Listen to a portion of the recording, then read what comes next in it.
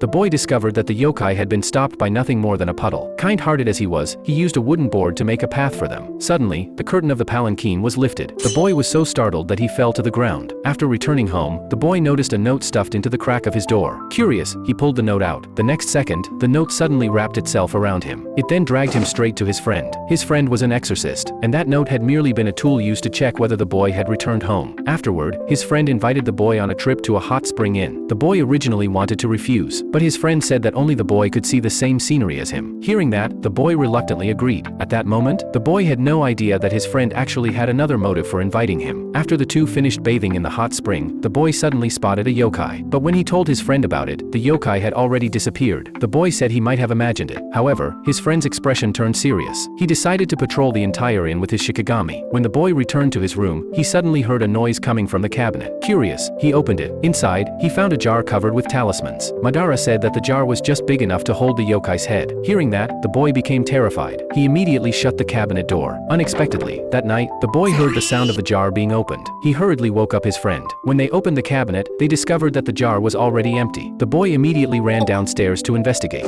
There, he happened to encounter the yokai. The yokai instantly lunged at the boy, but she did not hurt him. She hoped that the boy would return her name to her. After that, she would leave the inn. Seeing the sincerity in the yokai's eyes, the boy returned her name. Unexpectedly, the very next second, the yokai lunged at the boy again. Fortunately, his friend appeared just in time. He blocked the yokai's attack. His friend brought the boy to the end of the hallway. Only then did the boy realize that an exorcism barrier had already been prepared inside the room. It turned out that the real purpose of coming there had been to seal the yokai away. His friend had tricked the boy into coming because he wanted his help. Surprisingly, the boy did not get angry after hearing the truth. Instead, he decided to help his friend. At that moment, the yokai had already arrived outside the room. As soon as the yokai opened the door, his friend immediately trapped her with talismans. But the yokai quickly broke free from the restraints. She rapidly charged toward the two of them. Seeing this, his friend immediately stepped in front of the boy. Just then, a hand suddenly emerged from the void. In an instant, it subdued the yokai, and it was none other than the fire god who had come to repay his debt. Because the boy had helped pave the way for him, he had successfully regained his strength. The very next second, the fire god defeated the yokai. Only the stunned pair remained standing there.